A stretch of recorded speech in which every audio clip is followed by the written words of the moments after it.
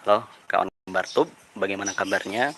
Semoga selalu dalam lindungan Allah SWT dan terhindar dari wabah COVID-19 yang di akhir tahun ini, di akhir tahun 2020, setelah kurang lebih 1 tahun wabah ini melanda dunia, belum ada tanda-tanda berakhirnya. Walaupun di sejumlah negara sudah melakukan vaksinasi, termasuk di Indonesia rencananya yang akan menggunakan vaksin dari Sinovac yang entah bagaimana efisiensi atau efikasinya. Sekarang kita di tanggal 30 Desember 2020. Satu hari lagi kita meninggalkan tahun 2020. Dan tahun 2020 ini banyak catatan yang bisa dikatakan rekor terburuk dari rezim Jokowi Ma'ruf Amin. Kita mulai dari di awal 2020, di bulan Januari, tepatnya tanggal 9 kalau tidak salah waktu itu, Komisioner KPU Wahyu Setiawan ditangkap yang kemudian melibatkan politisi PDI Perjuangan Harun Masiku tentang PAW, pergantian antar waktu anggota DPR RI, yang kemudian Wahyu Setiawannya ditangkap, kemudian Harun Masiku menghilang entah kemana, dan sampai saat ini tidak ada jejaknya.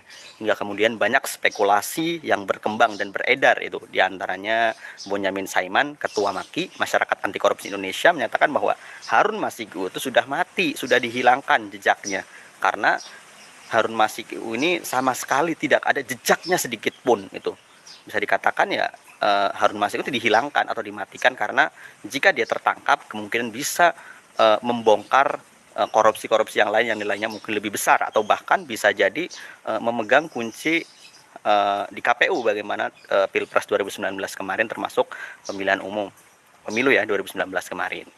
Dan kemudian selanjutnya di bulan Maret ya, ketika sebelumnya di akhir Desember wabah Covid juga melanda Cina, kemudian ke berbagai negara. Bahkan kita lihat bagaimana di bulan Februari sampai awal Maret, bagaimana respon pejabat-pejabat pemerintahan Indonesia yang masih mengecilkan, bahkan seolah-olah meremehkan COVID-19. Sehingga akhirnya di bulan Maret, di awal Maret 2020, kemudian muncullah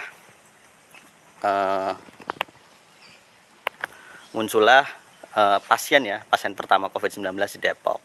Kemudian banyak sekali kasus atau kejadian-kejadian yang terjadi di 2020, misalnya kemudian tertangkapnya Joko Chandra, kasus cash Bali Bank ya, Bank Bali, kemudian yang sudah kurang lebih 11 tahun menjadi buron, bahkan sudah menjadi warga negara Papua Nugini, kemudian bisa masuk ke Indonesia, bisa mengurus kasusnya di Mahkamah Agung, hingga kemudian banyak sekali yang terlibat, mulai dari Mahkamah Agung, kemudian imigrasi, termasuk kemudian yang terakhir yang ditambah tersangka adalah Irjen Napoleon Bonaparte, yang kemudian dia bernyanyi dan menyebut semuanya. Kemudian bagaimana di masa pandemi COVID-19 kemudian tiba-tiba DPR mengebut berbagai rancangan undang-undang, dan yang paling menghebohkan adalah disahkannya rancangan undang-undang Omnibus Law yang sekarang sudah menjadi undang-undang.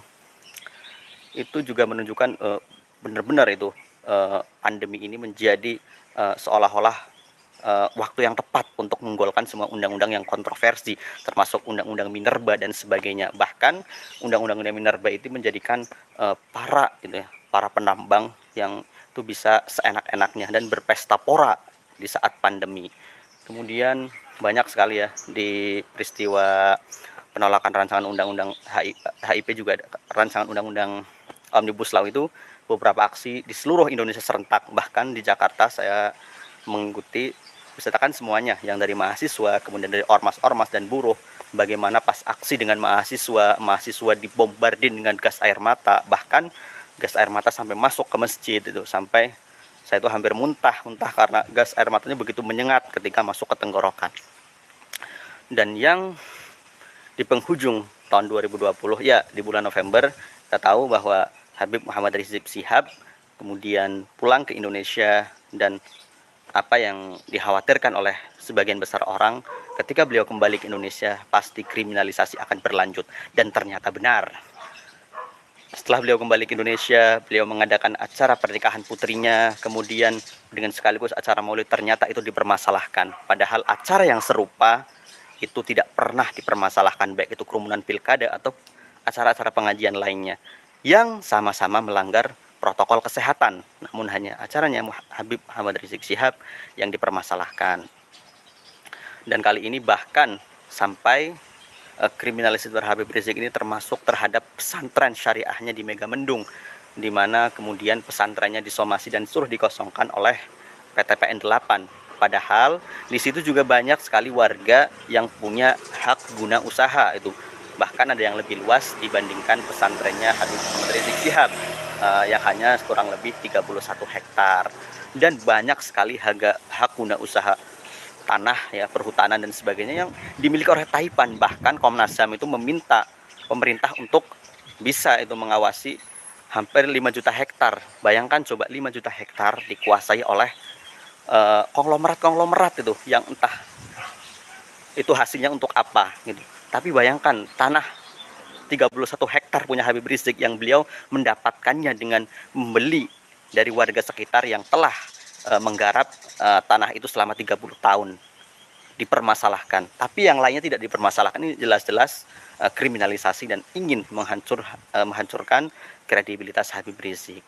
Dan yang terakhir di bulan November-Desember ada dua korupsi yang kemudian dua menteri Jokowi dicokok, yakni yang pertama Menteri Kelautan dan Perikanan Edi Prabowo dari Gerindra karena korupsi ekspor benur atau benih lobster. Kemudian Menteri Sosial Juliari Peter Batubara yang merupakan kader PDIP sekaligus wakil bendahara PDIP. Dan korupsi di Kementerian Sosial ini adalah menambah catatan buruk, bahkan catatan terburuk. Karena apa? Ini Kementerian Sosial, kementerian yang untuk bertugas bagaimana mengatasi masalah-masalah sosial di masyarakat. Banyak sekali rakyat yang mengalami kesulitan di masa pandemi, banyak yang mengalami PHK dan sebagainya yang harusnya menerima bantuan, dan ternyata gila sekali.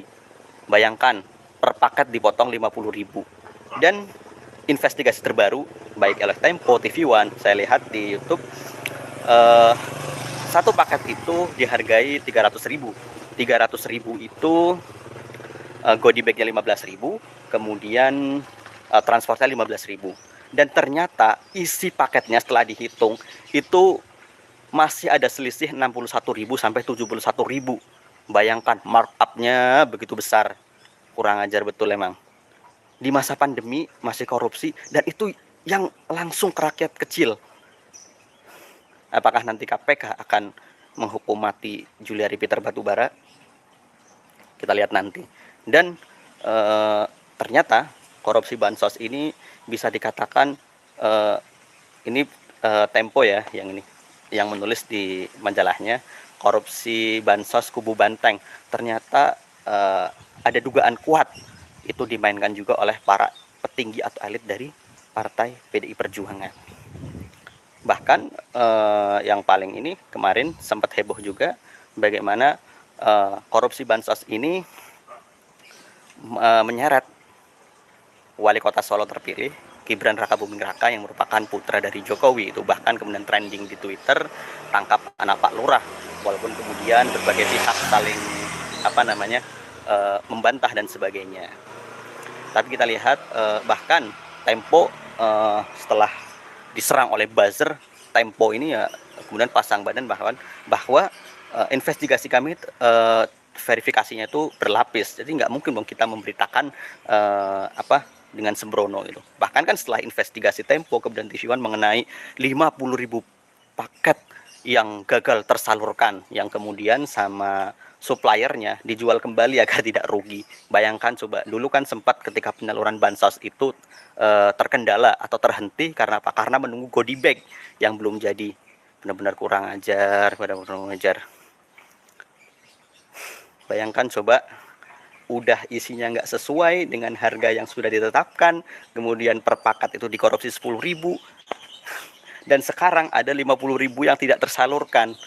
La haula wala quwata illa billah. Ini benar-benar nih, harusnya itu memang benar-benar ini dihukum mati, ya. Dan ini sebagai efek jera itu. Apakah bisa apa katanya kalau korupsi di masa pandemi pasti dihukum mati. Harusnya KPK mengambil itu, mengambil hukuman yang terberat yakni hukuman mati. Dan korupsi bansos ini adalah merupakan catatan merah, catatan paling buruk di penghujung tahun 2020 sebelum 2021, di mana di awal tahun kita disuguhkan dengan Harun Masiku, kemudian pertengahan-pertengahan dan di akhir pun ditutup dengan korupsi bansos yang bahkan menyeret anak Pak Lurah.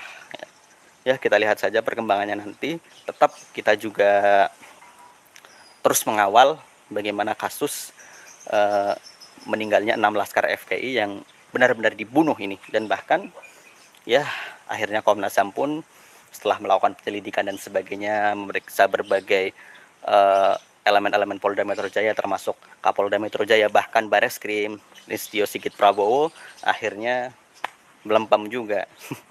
Ya, kita lihat saja nanti bagaimana kelanjutan kasusnya. Tetap stay tune di Mimbar Tube. Assalamualaikum warahmatullahi wabarakatuh.